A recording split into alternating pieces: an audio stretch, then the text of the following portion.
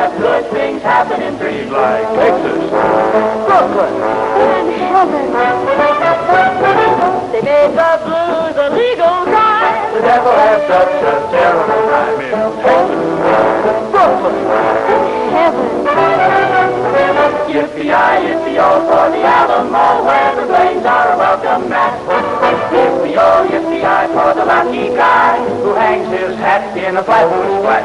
You wanna meet an angel face? My angels live all over the place in Texas,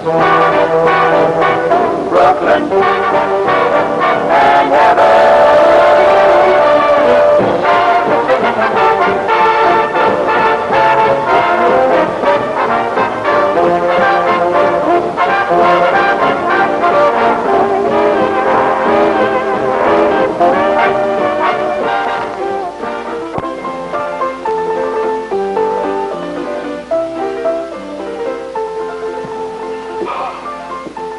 What do you have? What's with that? What's with what? With that? Oh, house special. You have one? Yeah. I'll have the fourth one. Funny fella, huh? With or without? With or without what? The story. As long? Depends on how many you drink. Okay. Start mixing. I'm gonna work my way up to that free one. Hey, Mike. Why Texas Golden Horse? Why not Brooklyn Golden Horse? Because Eddie Taylor came from Texas. Dallas, Texas.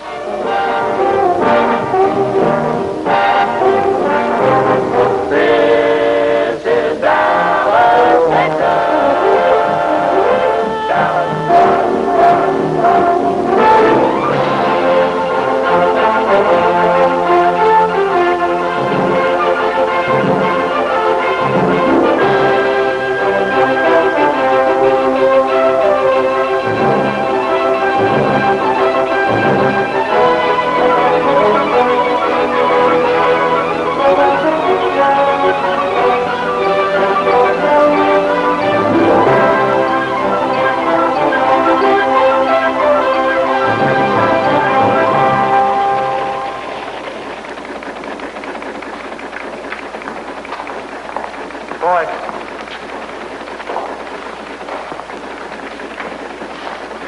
Copy.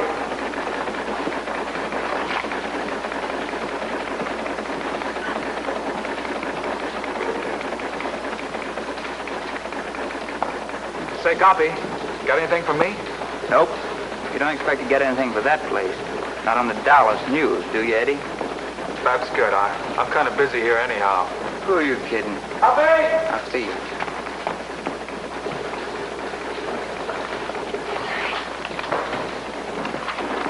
Give this to Taylor. It might interest him. Yes, sir. Copy. Got something for you. Yeah, for me? San Angelo's your hometown, isn't it? Yeah. Got a story here, just came in. About old T.X. Taylor. Any relation of yours? My grandfather. Says here he's dead.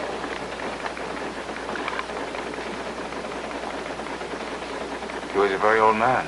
Left you an inheritance, huh? Yeah. His own private money belt and a couple of 1875 Colt revolvers. Well, he remembered me. I'd forgotten him. Seems he didn't believe in banks, so he left me $6,000 in cash in his money belt. Copy. I'll see you.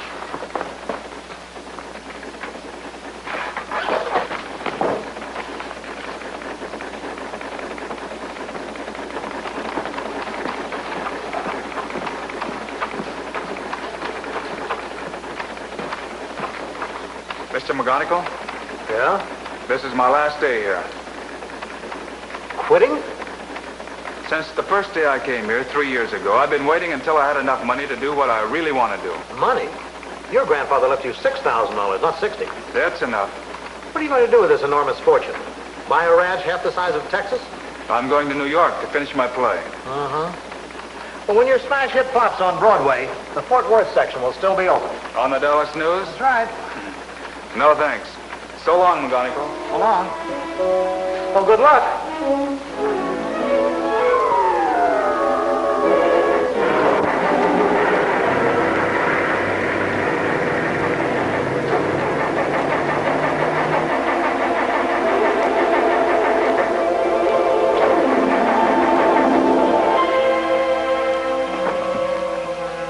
got off to a swell start. 26 miles out of Dallas, he had car trouble. But if there had been no car trouble... Hey, mister, would you give me a lift, please? I'm not very heavy. Where did you come from?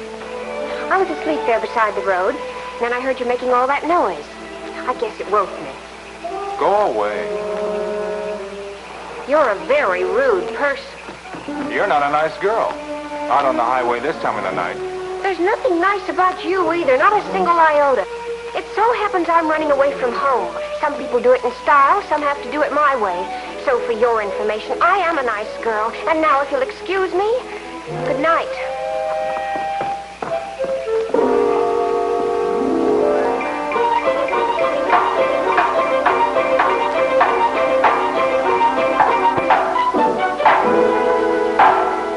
I can't sleep with all that racket you're making. I'm sorry my car broke down in your boudoir. If you had one iota of friendliness, just one iota, I could fix your car for you. That I'd like to see.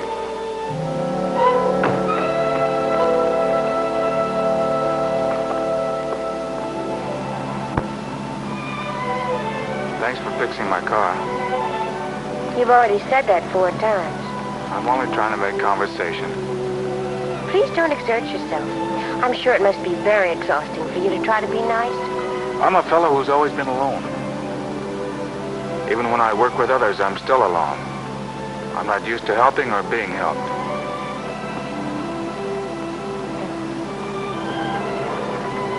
Isn't it funny that I should be running away from the ranch when that's what I like most of all? What ranch? Oh, didn't I tell you? It's the family ranch in Texas. It's just outside of COLIN City. It covers about 115,000 acres. And you should see the horses we have. 2,800 of them, not counting the wild mares in their foals. Look, miss, I know CLEM City pretty well. There isn't a horse ranch within 200 miles of that place, and we both know it. Yeah, but if there was such a place, wouldn't it be wonderful? What are you really running away from? A gasoline station. That's why I know so much about cars. My brother and I ran it till he got married, and then when his wife moved in, I felt sort of unnecessary. You know, like I was crowding the place. Still, it's better than bucking the world on your own. Unless you have a grandfather who left you a hunk of dough. All I have is a diploma from the correspondence school. It's a very attractive diploma, though, and it says I'm a perfect secretary. Shorthand, typing, and business management. You've got a job waiting for you someplace, huh? No, but I'll get one. And then when I've made enough money, I'll come back to Texas and buy myself a ranch with horses. Oh, the loveliest horses. You haven't told me anything about yourself. You've been awfully quiet. We interrupt this broadcast to bring you a very special bulletin. Red Car is still at large. Red Car, who robbed another bank in East Texas this morning, was last seen steaming away in a fast black coupe. Up to 10 minutes ago, he has not been apprehended. Special warning to anyone who might see him. Red Car always carries at least 2 heavy caliber revolvers. Approach with caution.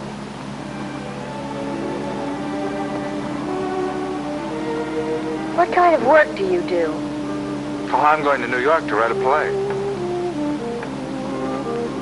You still haven't told me your name, or would you rather not? Taylor. Eddie Taylor. How do you spell the Taylor? T-A-Y-L-O-E. My name is Peruna Dunklin. I spell the Dunklin D-U-N-K. Watch out!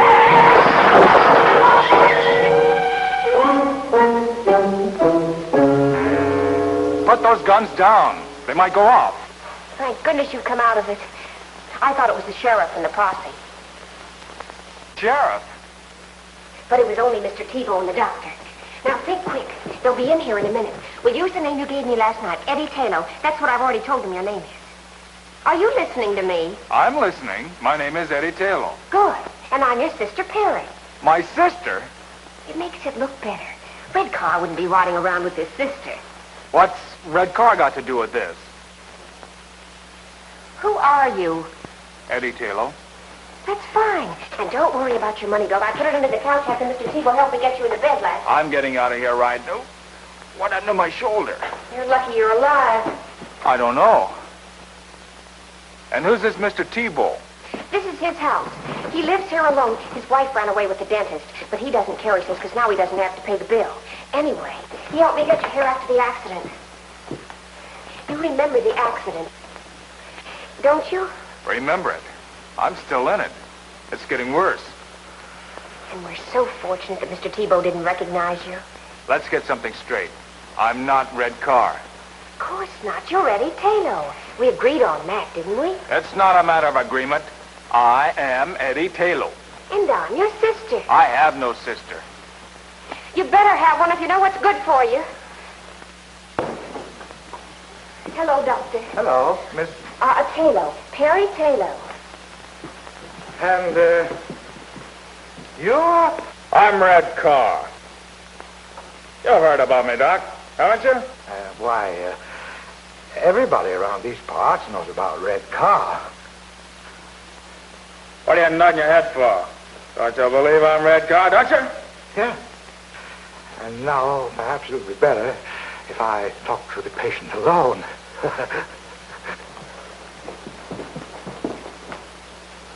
It's his left shoulder, Doctor. We'll know soon enough.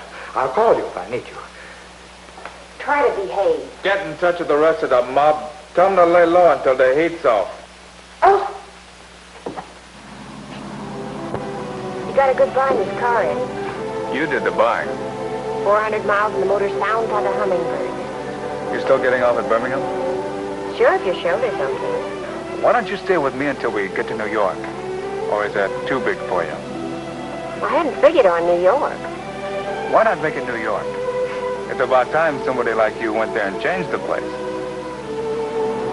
Well, I don't know. Harry, Yes?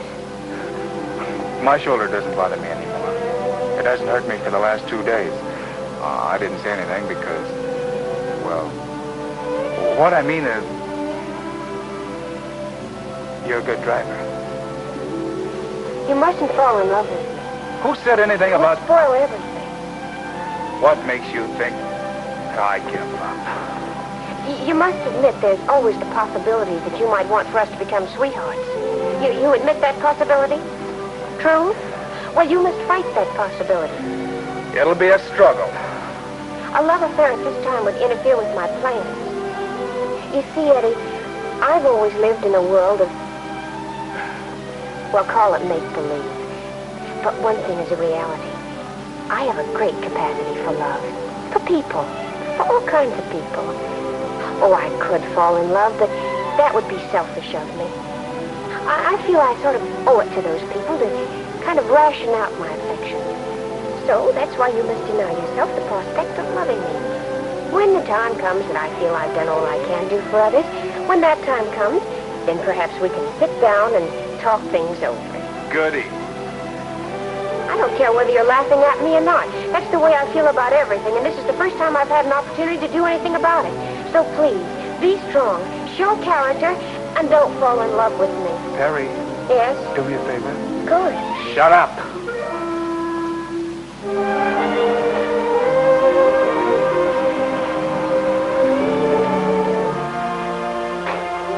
What are you going to do, walk out on me right now? You said your shoulder's okay?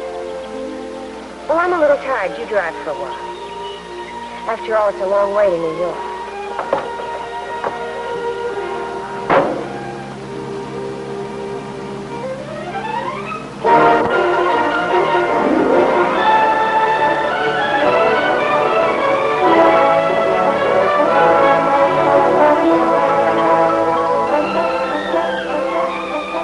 For 6 states, he talked his ears off.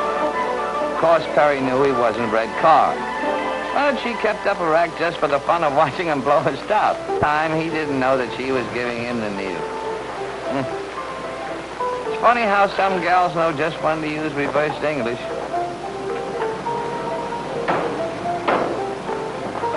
Well, anyway, it's not expensive like the others. It'll make a good hideout. For the last time, I don't need a hideout.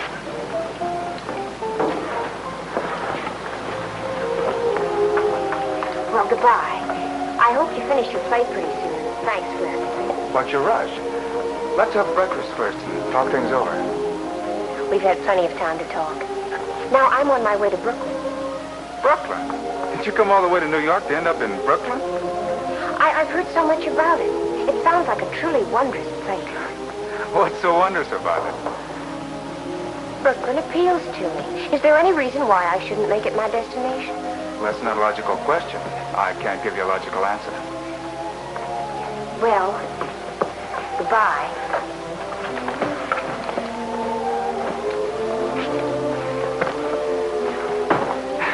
I hate to see you rush off like that. Eddie, you're being romantic. I give up. In plain and simple language, goodbye. Will you get in touch with me when you get settled? All right, Eddie.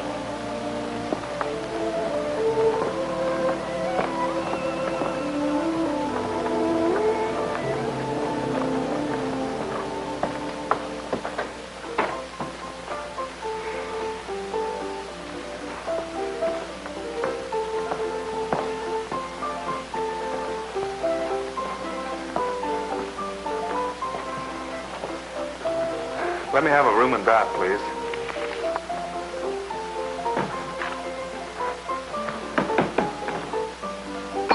Hey. 105.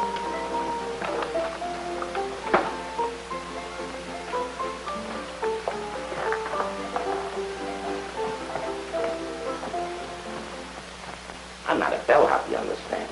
I'm a kind of a general all-around everything. A bellhop would starve to death in a flea bag like this. Present company excluded, the customers here are anti-tipping. That's why I gotta be illegal to make a living. Like I take small bets from the horse playing set. I got a regular clientele. You can become a member. Where's the phone? No phone. A hotel without a telephone? Downstairs near the bar, there is a public phone for the accommodation of the guests. That's very accommodating.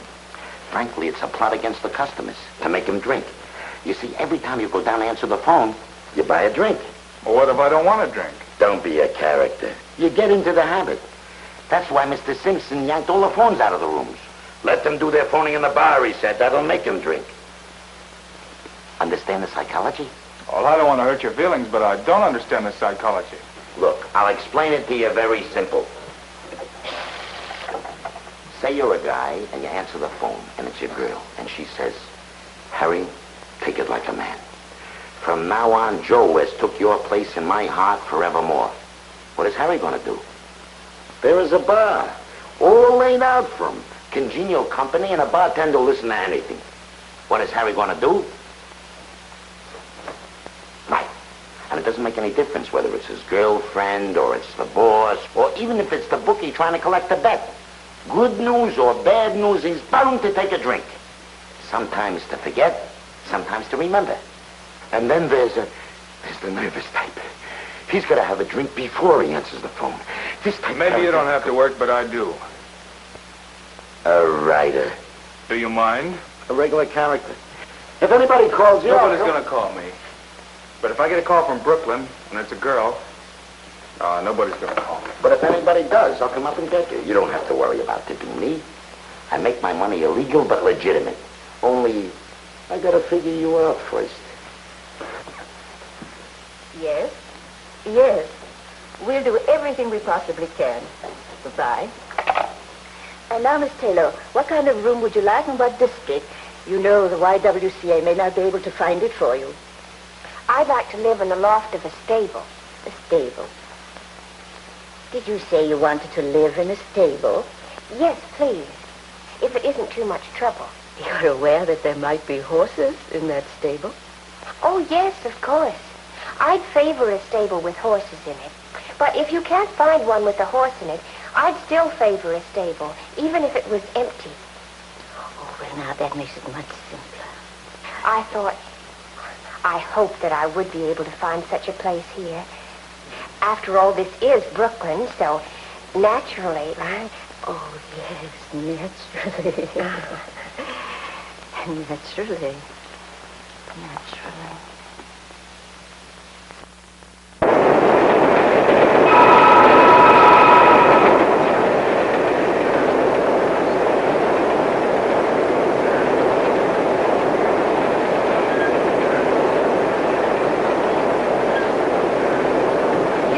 Share this with me.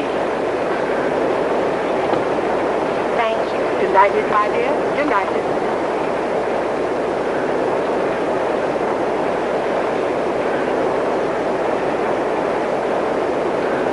Is anything wrong? There's nothing, my dear. Nothing of it. It's an allergy that I've developed ever since coming up north. I don't know what it is, and I've been to dozens of doctors.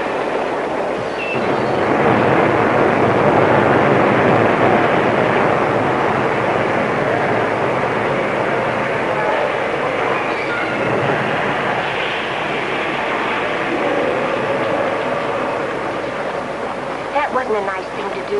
My dear child, I am ashamed of myself. You'd never think I used to be able to empty a purse with a hand as light as a goose feather. You could have asked. I asked no one. And anyway, with my police record, I shouldn't even be seen on the streets. By the way, honey, before you call the coppers, would you treat me to a meal, a mere gesture? And I promised not to run away. I couldn't,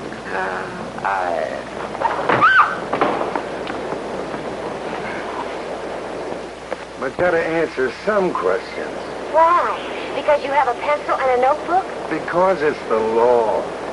I've told you she doesn't feel well. Now, isn't that enough? Okay, we'll let it go at that. Now, how about a nice, clean ambulance? None of that, dear boy. No ambulance. But you're sick, lady.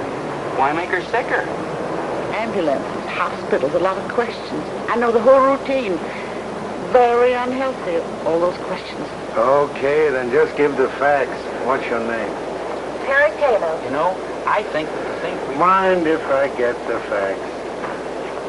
Taylo. Add an E. And the lady, never seen her before? Enough of this. Child, I don't want to burden you with... Oh, dear.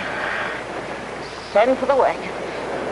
No, they should send you home. Two will get you five. She hasn't even got a home. She hasn't you got a home? And how would you know? Because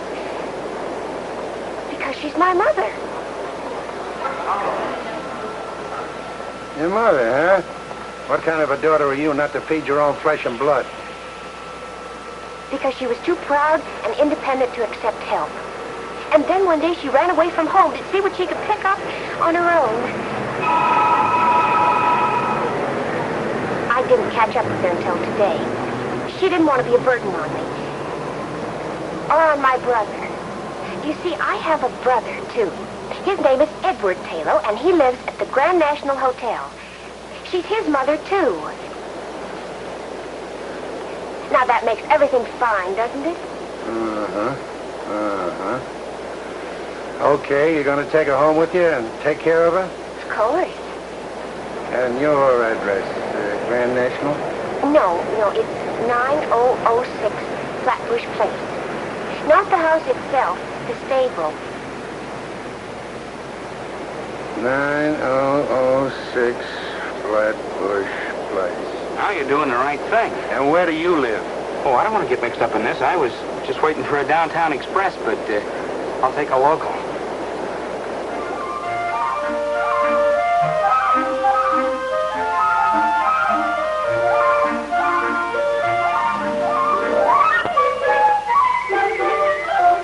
Will one of you sweet girls please say something? My daughter and I have answered all of your questions. How much longer do we have to stand here? Maybe they don't want us to rent the stable off. We do. You appear to be satisfactory. You don't drink, you don't smoke. And you're not given to entertaining gentlemen callers. Very satisfactory. And we can have it? Yes. We'll show it to you.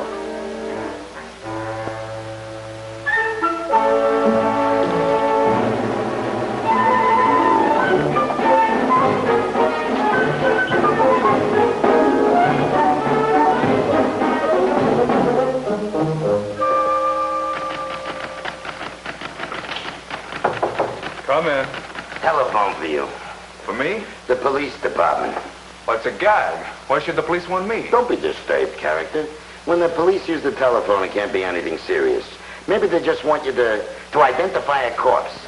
It's okay, you can go that way. We're informal here.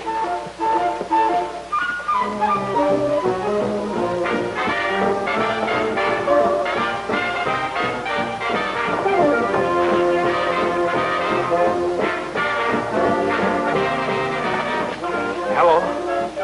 Yes? Well, this is Eddie Taylor speaking. My mother? Well, if my sister Perry told you that, you can take her word for it. Yes, sir. I'll see to it that my mother is properly fed from now on.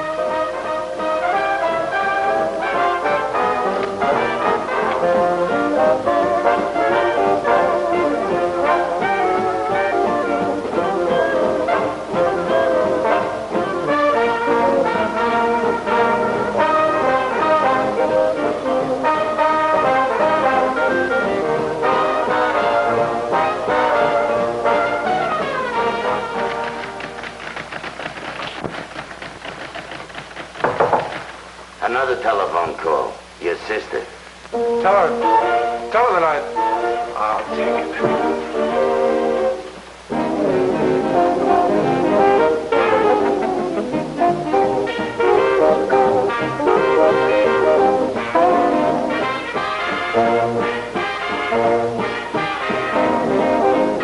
Hello. Now, let Perry,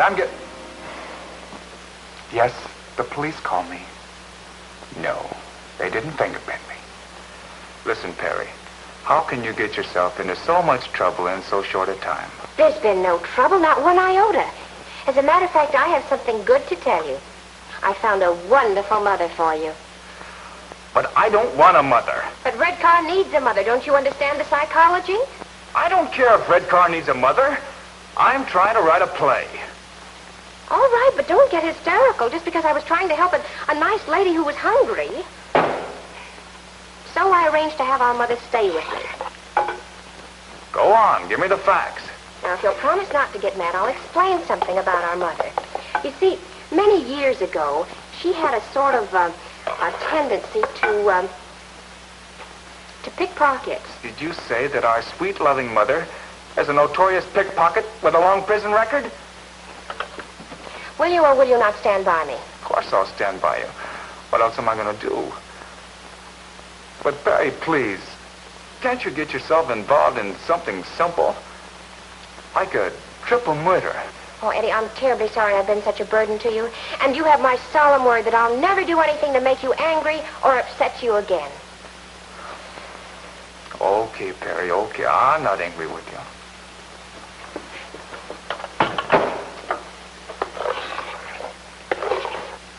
Hello? Hello, Perry? Perry? Hello? Hello?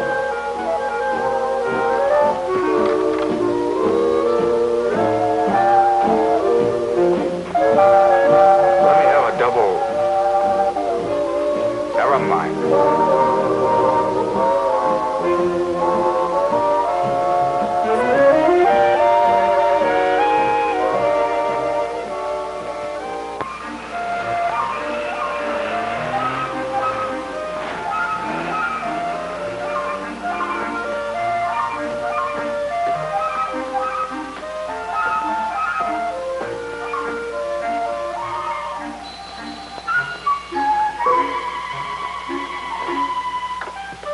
Yes?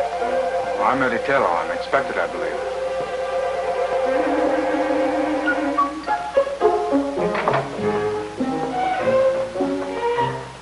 These are my sisters, Miss Pearl Cheever and Miss Opal Cheever. How do you do? He doesn't resemble his mother. He doesn't resemble his sister. No. I take after my father. Oh. We do not permit smoking here. I'm sorry. We're very disagreeable. Everyone in the neighborhood says we're mean and spiteful. And utterly selfish. And we are. Yes. I'm sure you're not. We do not deny the truth. We're most unpleasant indeed. And we'd rather you didn't go around Brooklyn saying nice things about us. No.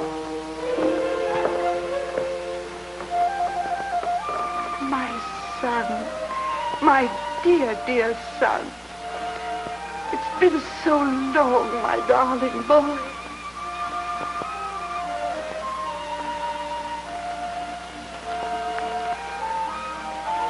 You may use the sitting room. Thank you, dear girl. Come along, my sweet. Remember, no smoking.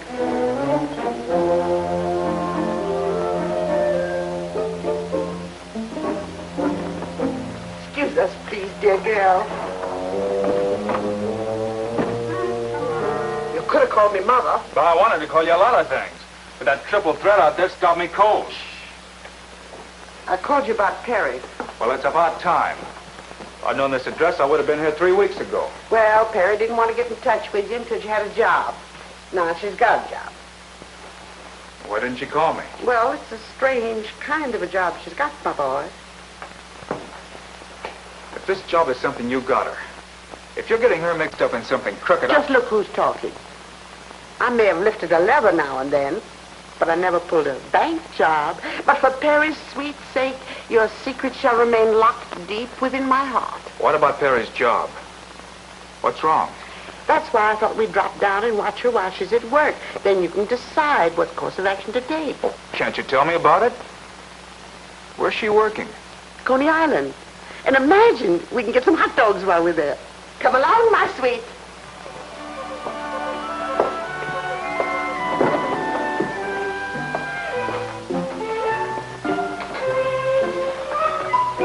What time will you be back, Mrs. Taylor? Oh, in an hour, or 2 or 3.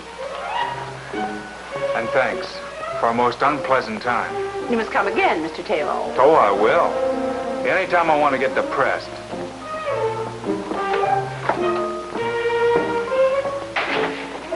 We should have listened in on their conversation. We should have. Next time we will.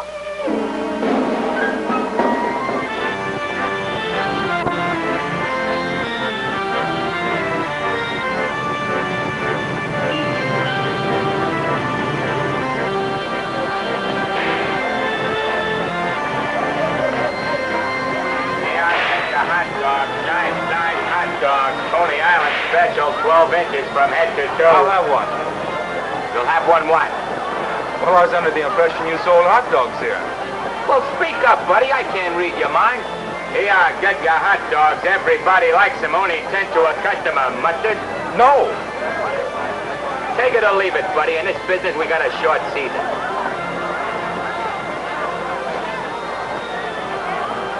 Excuse me, sir. I didn't mean to offend you. Ah, the Park Avenue type.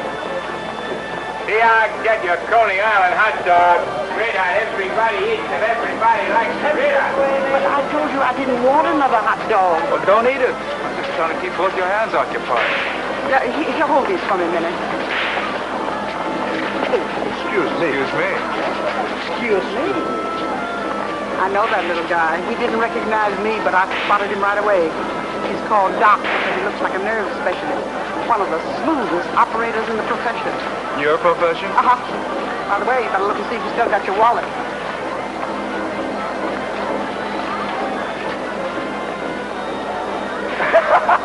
I knew he was lifting levels the minute he bumped into you.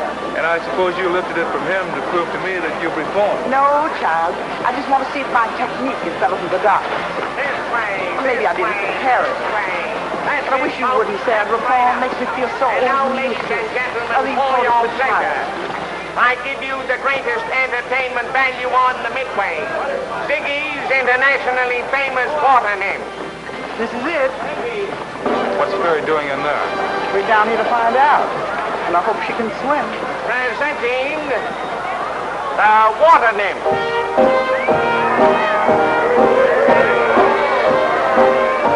There they are, everybody. They stay out of this world. And each one born and bred in Brooklyn. And this one, all the way from Texas. Look at this Perry! Say, she's all right. All these girls are not only gorgeous, they're daredevils, as you will soon see for yourselves behind these closed walls. And now, ladies and gentlemen, I'd like to have you meet the girls personally. Honey, tell the folks your name. Jean Dees. Linda Lombard. Merrill Nemeth. Mill Patrick. Joe Jordan. Gene Stratton. And you, honey. Hey, you. Hey, you. My name is Perry.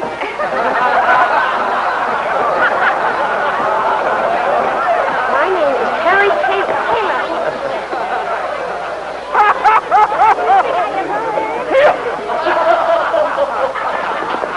Keep your hands off of her. Go away, Sonny. You bother me.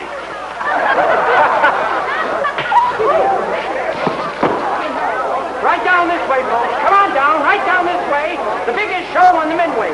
Come on down, folks. The biggest show on the Midway. The show is going on now. Right this way, folks. The biggest show on the Midway. See the fire eater, folks. Come on down. Right down this way, folks. Come on down this way. See Bajango's a beautiful Siamese temple dancer. Tickets right this way, folks. Go right in. Right over this way, folks. Get the tickets.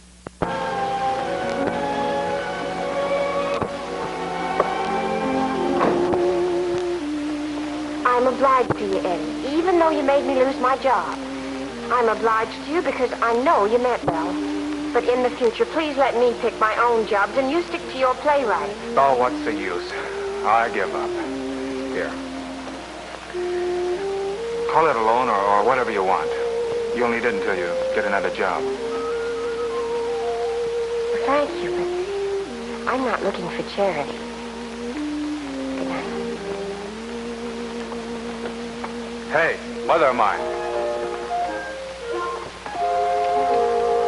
Here, you try to give it to her. Well, she said she didn't want it. I know, but you're slick enough to figure out a way of getting it to her. Or are you going to get high-hat on me, too? Frankly, yes. We, and I speak for my daughter and myself, want no further interference from you.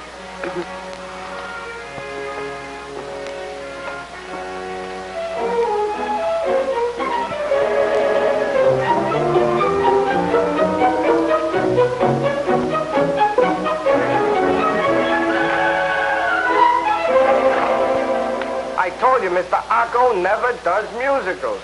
Junior, how many times do I have to tell you to keep that phone off the hook when I'm trying to eat? Eating?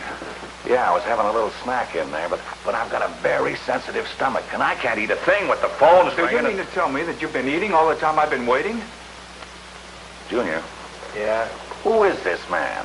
he wrote a play. I returned it to him, but he insisted on a personal interview with you. I told him you'd be tied up for at least an hour. And all that time you were only eating. Well, why not? I didn't bother you when you were working on your play, did I? Why do you feel that you should bother me when I'm trying to eat? Oh, stop that. This is no beauty parlor. Now, do you mind if I return to my chicken sandwich on white toast with no dressing? Wait a minute. Before you go, I would like to know something. In fact, I've reached the point where I must know. You see, everybody on Broadway has turned down my play. Now that I've exhausted the field, I've got to know. Should I try to write another play? Well, I never read your play. You know, well, how could you turn it down? Because Junior didn't like it. Junior didn't like it. How could you let a thing like that pass judgment on my play? Now, wait a minute, son. Take it easy. Junior has an uncanny eye for anything that looks like a potential hit play. Why, he could get 1,000,000 jobs tomorrow any place on Broadway. But he's my son, and I won't let him go. Junior, tell the gentleman if he has any talent. I don't care what he thinks. Well, you asked me a question. Junior will have to answer you. I can't. All right, I'll take his opinion. So Eddie asked Junior. But even Junior didn't like it. Nobody liked it. Eddie was a bust. When I met up with him, Eddie had fire coming out of his eyes and smoke coming out of his ears. Hold it, Mike. You better hitch up that third horse.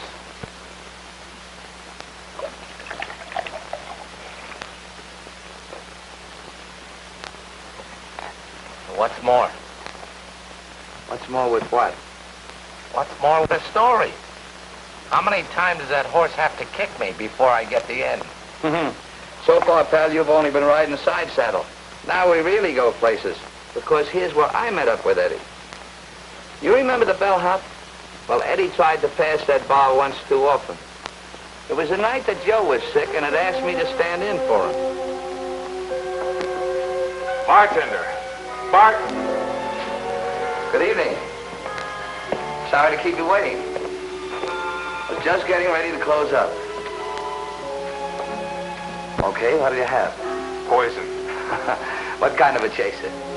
Don't be a comedian. Give me a bourbon and water. Bourbon and water.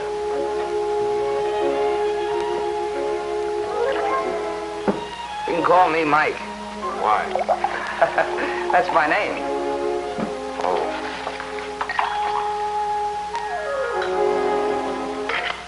I want a bourbon. Yeah, I know. But I want you to try one of these. It's a little concoction of my own. Look, I ordered a straight bourbon. Yeah, I know. But just try one of these.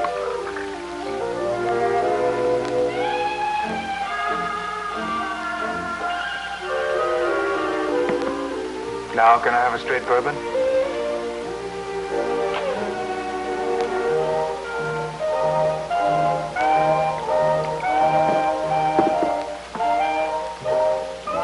Good, huh? What do they call this drink? Golden Horse. Okay, Mike. Let me have another golden horse.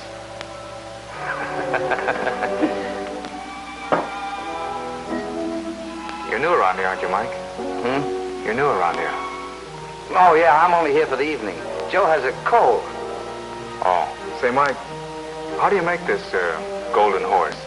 Well, first a little dab of Texas sunshine. Then some rain. A little hail. Gotta have some hail. Some snow. A couple of earthquakes. Then you make a very tiny waterfall out of it. Just a little teensy one. And you top it off with some good old Mother Earth. I like you, Mike. You've got a great sense of humor. Pour one for yourself. Thanks, Eddie. How'd you know my name was Eddie? Oh, he told me when you first came in.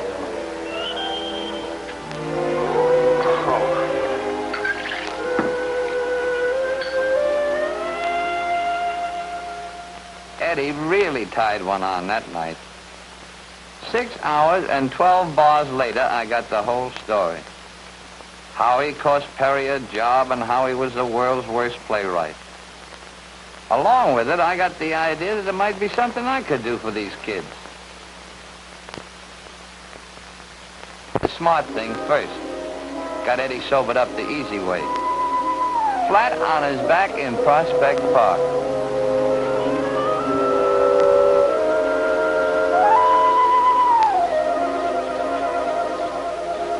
Mike? Mike?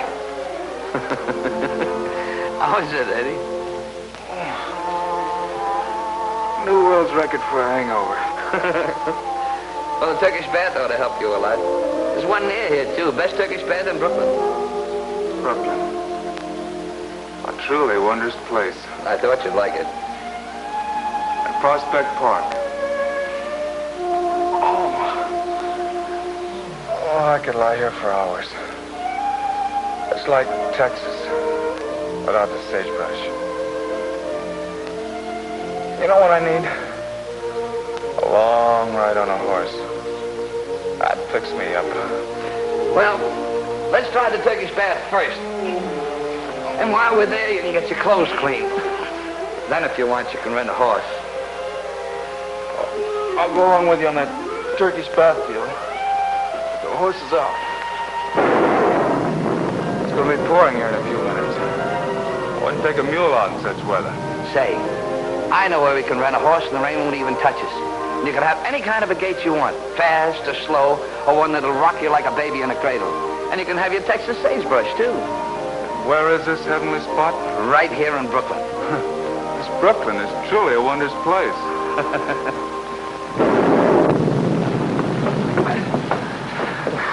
The Turkish bath was one thing, but this I don't believe. Here I get to ride a horse through sagebrush? Come on, Eddie. So I took him to Mr. Gaboulian's Riding Academy.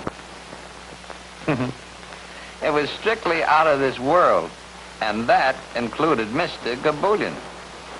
He was a whacked-up guy, a fugitive from Ripley. Wow. What is it, a zoo? Mike, you're a man of your way. It's all here. But I'm wondering if I am. Well, it was a place a man could go when he got fed up working 9 to 5. For 2 bits of Mr. Gaboulian's, he could live dangerous, sail the 7 seas, and track down wild game. Yeah, the academy was something. And it was just what the doctor ordered for the kid. Soon as Eddie got 1 foot inside the place, I could see his troubles begin to peel off. I give you a choice of any horse in the place. Use that one.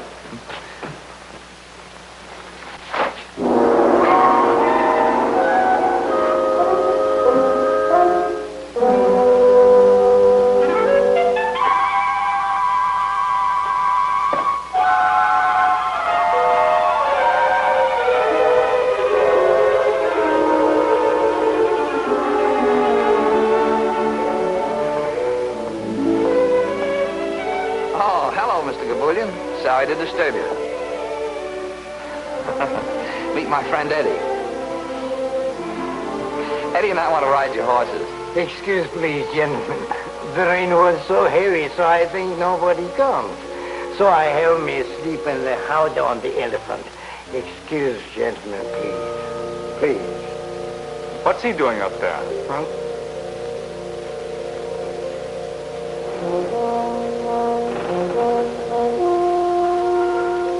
That's Captain Lars Jean. He was a real skipper once.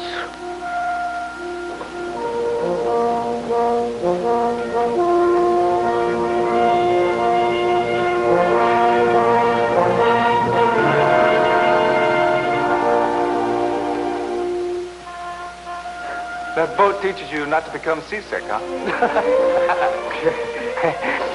I guess so.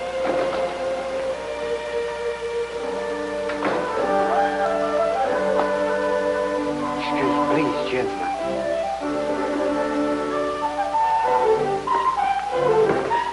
Boy, I've seen some gems in my life. This is really a beaut. Good afternoon, Mr. McWhirter. Good day to you.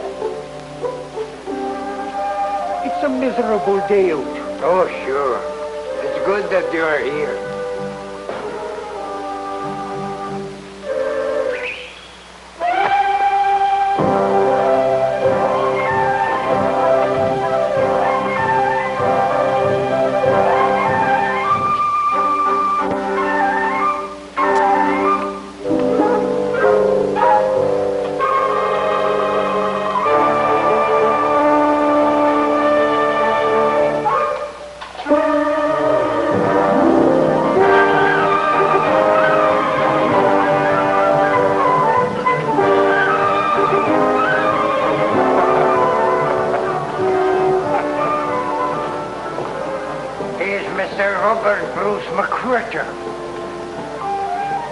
He owns a nice bird store on Fulton Street. So every day he rides the camel.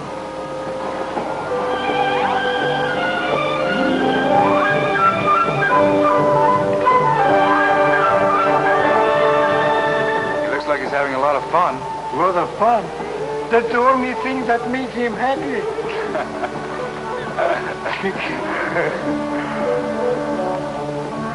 Now, this is to start. When you like it fast, move forward. Boy, Perry would really love this. He'd go crazy for this machine. Hey, Mike, look at me. Right across West Texas. Come on. Go ahead. Oh, you're good.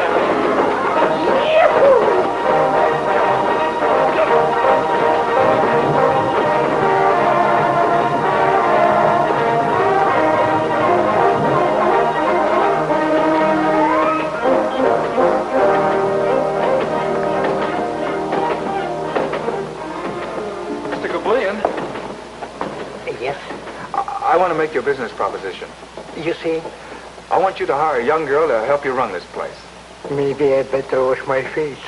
My eyes, maybe they are open, but my mind is still asleep. Excuse me, please. Mr. Gabulian. Yes? She'd be wonderful for you. She loves horses, and she could fix any mechanical gadget in case something should go wrong. You make a joke. Excuse me, please. Mr. Gabulian! And yes? I mean it most seriously. She would be a real help. Help me what, sir, please? Help me not to see a customer? Help me not to pay the rent? Help me not eat like a man should eat? Help me that way, mister? No, it's not right. You shouldn't make fun of me. Excuse me, I go back to sleep. Mr. Gabulian. Yes. I know you can't afford it. So I'll give you her salary every week, and then you can pay her. Or in other words, she'll be getting the job on her own. Understand? Why should I go back to sleep?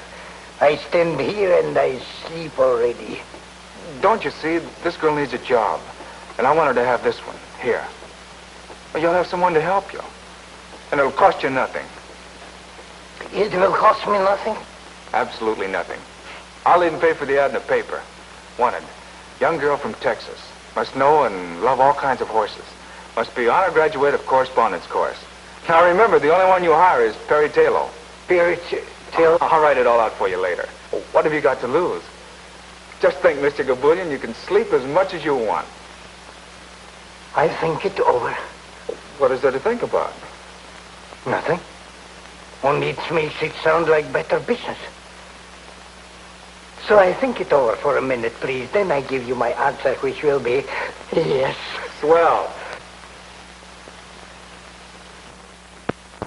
Now, we each put in a nickel to begin with.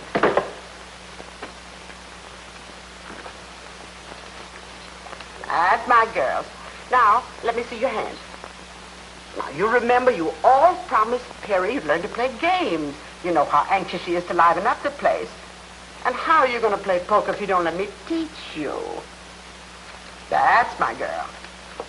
Well, you have a very bad poker hand, dear. 2, 4, 7, 10, jack, just nothing at all. But if I were you, I'd hold on to this jack, because that's your highest card, see, and ask for 4 more cards. I'll gladly give them to you, nice, fresh, new ones. Now, no, you hold on to that, dear. Now, Ruby, let me see what you have. Why, that's wonderful. You've got a pair of 4s. Now, if I get a pair of 2s or 3s, you'll beat me, you see. You see how simple it is to play poker? Now, dear, let's see what you have.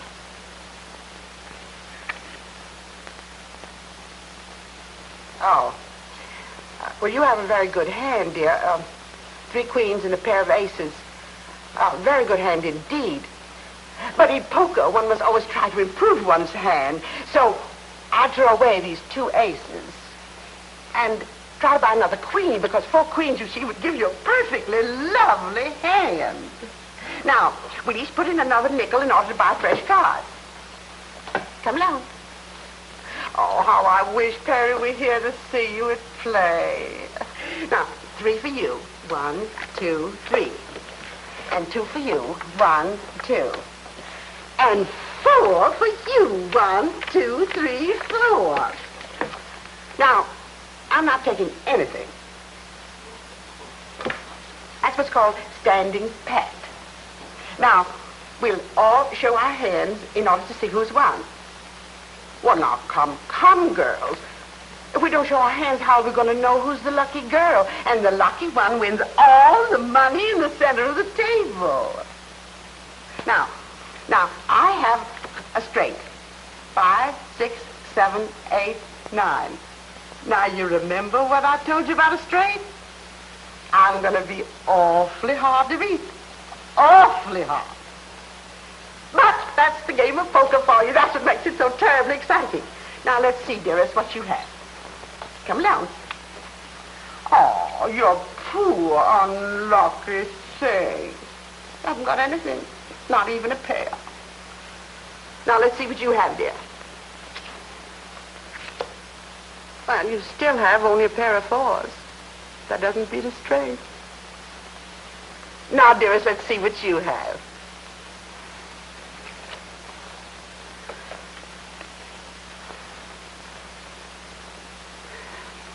4 queens. 4 of a kind beats us straight. That's what you taught us. I sure enough taught you that. I sure enough did. Well, we'll have to try another time. I've got a job, a new job, a wonderful job, a most heavenly job. Oh, good news is always good news. I'm so happy for you, darling. It's just what I've always wanted. Horses and a camel and an elephant and a lot of other things. I didn't know the circus was in town. It isn't. We always know when it comes. We always get free passes from our grocer, Mr. Prickle. No. It's a riding academy. And all the animals are mechanical. But they're so lifelike they're practically real. And I'm to be executive manager. Isn't that too good to be true? Oh, no. But I've got to have a riding habit.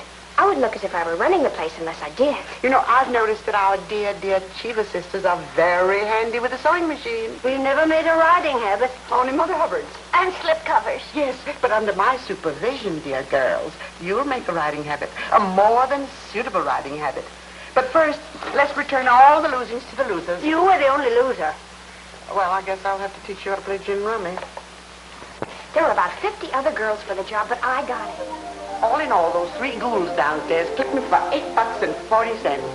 I tried blackjack, casino, double solitaire.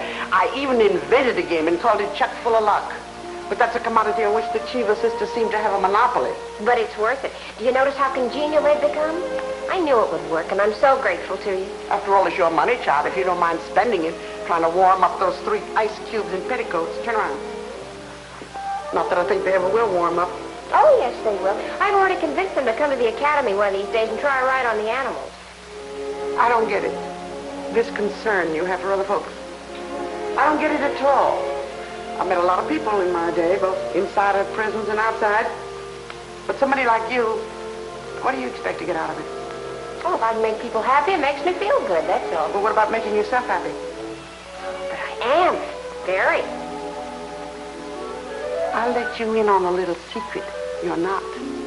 And I'm referring to that certain party named Eddie Taylor. You know, I was in love with my probation officer once. I had such a crush on him, it gave me a thrill just to report to his office. But of course, I had to curb any display of affection because, after all, he was my probation officer. But you and Miss Eddie. How do I look? Don't ask me, ask Eddie Taylor. Dear child, you interfered in my life, so I feel I have a right to interfere in yours. You did something that state prisons, penitentiaries, small jails, and 8 parole boards couldn't do. You made an honest woman of it. Of course, there's enough larceny left in me to keep me attractive. But I want to do something for you. May I, sweet? I know what you're going to say. Well, then why don't you do it? I can't. I can't now, not until he's finished his play, because that's what he wants to do more than anything else in the world. And I wouldn't want to clutter things up for him. You could help. That's what a woman's for, to make a man think he's successful. Oh, no. He told me definitely. He works alone. After he's a success in the theater, then maybe... Well, maybe then. Well, I tried to help. But you haven't. If I were certain, if I were really certain that Eddie wanted me, you know what I mean. Well, the least you can do is to call up that idiot and tell him you're working and where. I'll do it right now. Do you think he'll like me in this outfit? Well, I don't know about him, but a normal male, well, a normal male would be very normal about it.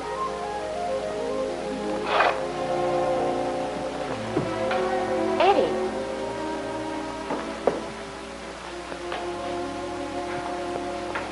I took the liberty of coming here. You don't have to apologize for visiting me. I'm not apologizing. I came to say goodbye. Goodbye? You mean like farewell? I've been wanting to say farewell to everyone. To you, to Mike, except Mike isn't around. So, farewell, Perry. Farewell, Eddie. And Goodbye. They turned down your play. And you're giving up. That's not right. You've got to have faith. Particularly in yourself. Faith? Yes, faith. And don't make it sound like some cheap commodity flooding the market. I didn't come here to argue, Perry. Let's part as friends. Now we're parting?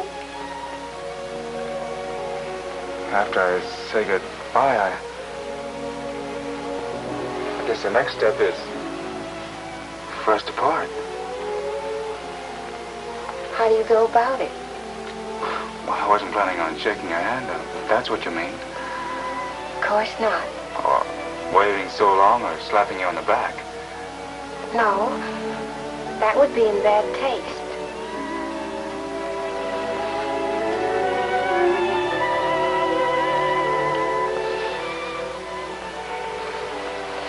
You may fall in love with me now. Thanks. Mr. Gabulian. Yes? I have figured out just how this business should be run. You see? I've made a graph according to seasonal changes. Excuse, please, I go back to sleep. And Mr. Gabulian. Oh, yes? I have made a very detailed study as to why business has been bad up till now.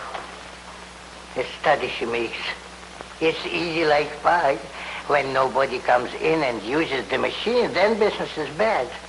So far, 6 months, 3 people come in, so I know business is bad. I know it, Mrs. Gabulin knows it, and all my relations know it.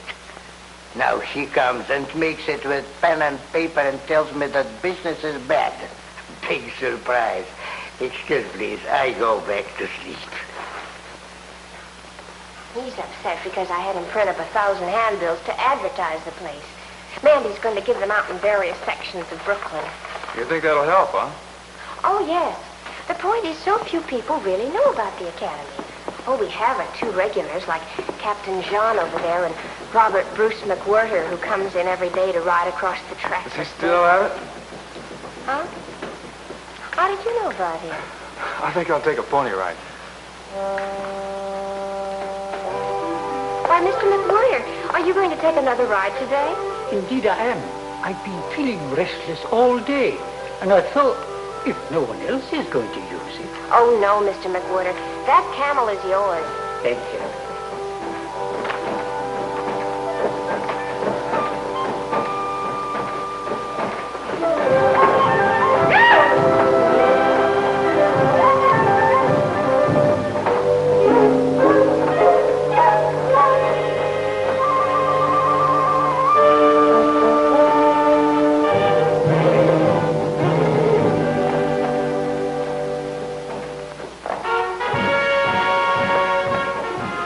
Brought you 3 more customers. All right, girls, come in.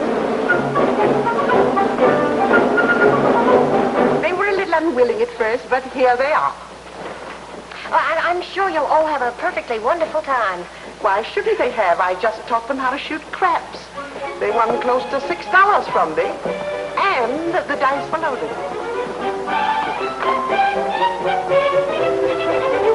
May I offer you the finest horses in the stable? Oh, thank you. Now, you 2 girls take this one. Happy, Mandy? Thank you, Adam. We didn't help her. Cheaper. Come on over. Stir up. Up you go. There we are. Fun. What did I get, Mia? Let's go.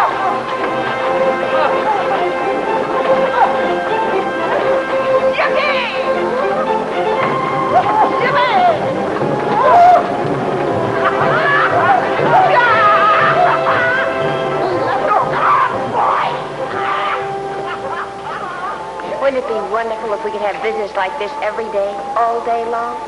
Then you'd be completely happy, huh? Almost, Eddie.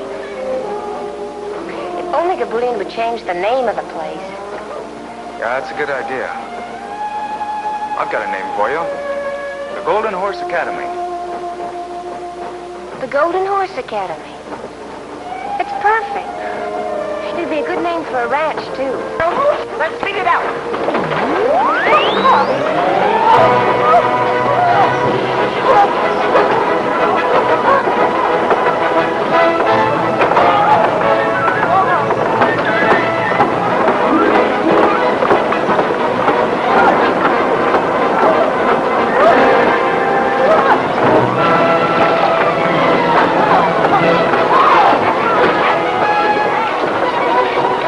What can that be? Maybe they're using too much juice. It could be an overload. You do something. You hear me, Mr. Napoleon? You do something right now.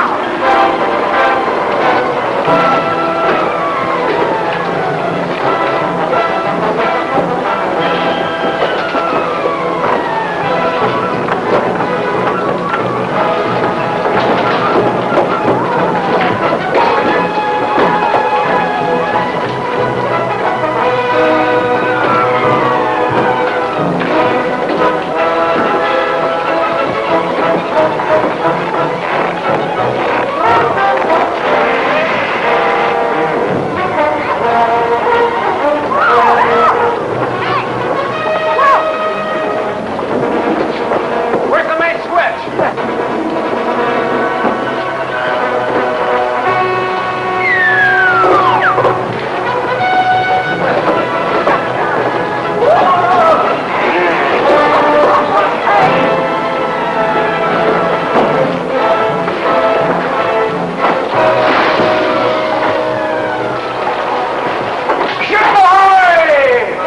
The main switch. Tell me where it is.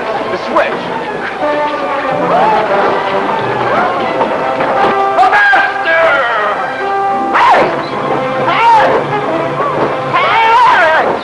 Man the lifeboats! You land lubbers scum of the Warbines! We're heading for Davy Jones' locker!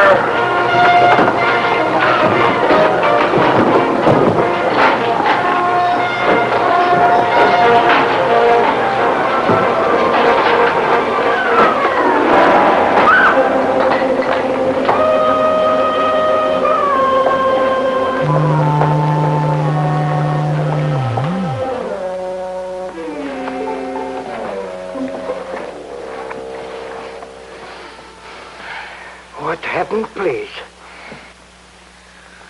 What a ride! Too much business. Just too much business. Yes.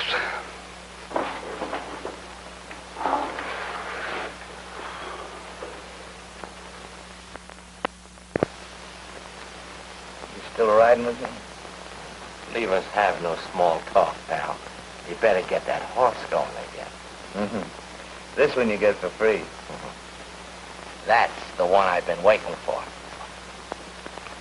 Well, by this time, Gabulian had enough and decided to sell the joint. And who do you think bought it? Eddie. And you know why? Just to keep Perry working, just to give her a job. Of course, Perry didn't know that Eddie sunk his last $800 in it. Eddie and I figured that this Academy deal would clear up everything.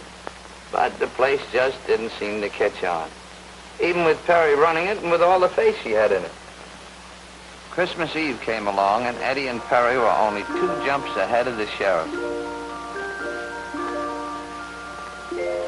Say, what do you think could be happening up there at 11 p.m.?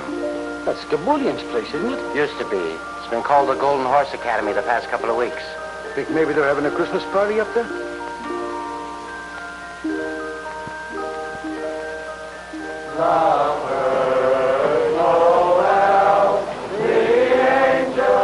We had a big party. Well, it was supposed to be big. But we wound up just trying to be gay. Robert Bruce McWhirter showed up, along with a whole gang of Santa Clauses, all members of the Big Brothers of St. Nicholas, South Brooklyn branch. The old boys rode the stuffing out of the menagerie, but the cash register never rang once.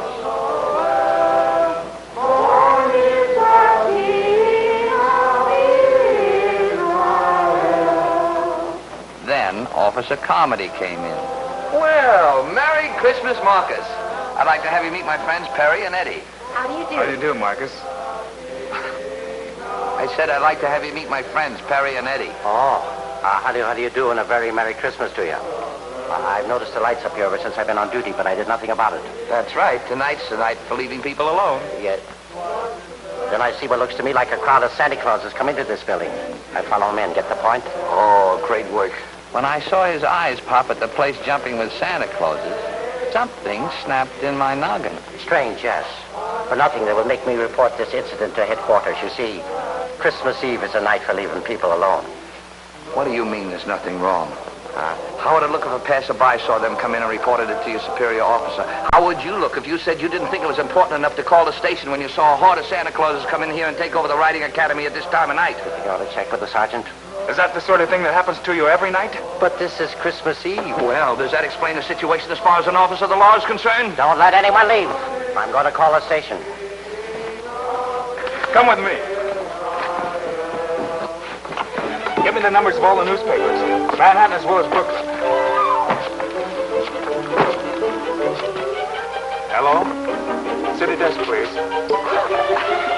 Sodas, huh? Yes, dear. I'll have just a teensy. Really, girls, there's a limit to how far we can go. Why? I don't know.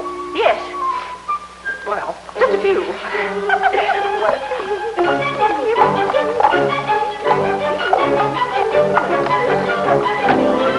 Sure you're not drunk, Comedy? All right, I'll check on it. I'll check on you at the same time. Sure there's a story in it. Sounds like a lot of human interest. I'll send a man over. Fine. Well, if you won't have me, I'll call the police commissioner. I tell you, he does this every Christmas Eve, but he always gets home in time for dinner. Something must have happened to him. Here's the newspaper in the Bronx. Well, give it to me. We want complete coverage. 50 Santa Clauses? This time of the night? Have you got the address? Yes, Alice, I've already called the police. Oh, you have too? But what could have happened to them? We just got a tip about 100 Santa Clauses, all drunk, running wild someplace in Brooklyn. Yes, lady, I got all that. Now, how was your husband dressed? Oh, like Santa Claus, huh? Maybe he got stuck down the wrong chimney. Now, look, lady, don't take it so serious. We'll find your husband all right. No sense of humor. Gin.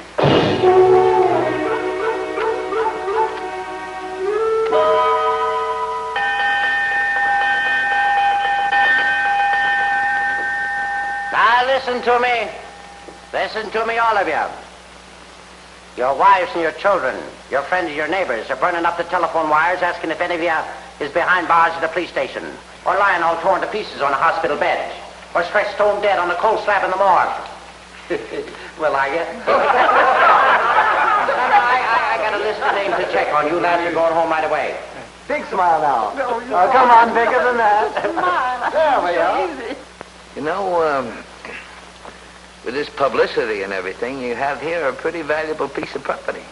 Well, the Cheever sisters want to buy it. What do you think, Perry? We could always use the money to buy a ranch. In Texas, perhaps. I merely offer it as a suggestion.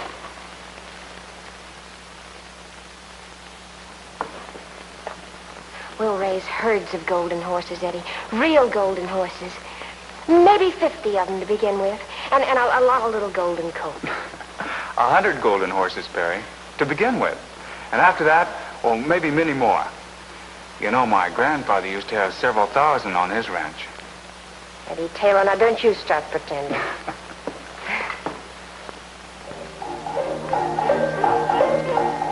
And so Eddie and Perry got their ranch, which is what they both wanted all the time. Now in Texas, babies come on golden horses. None of that stalk business in Texas, no sir. And that whole ranch was loaded with golden horses. You expect me to believe all that? How'd you like the drink? Fine. Didn't even feel them. So long, Mike. So long.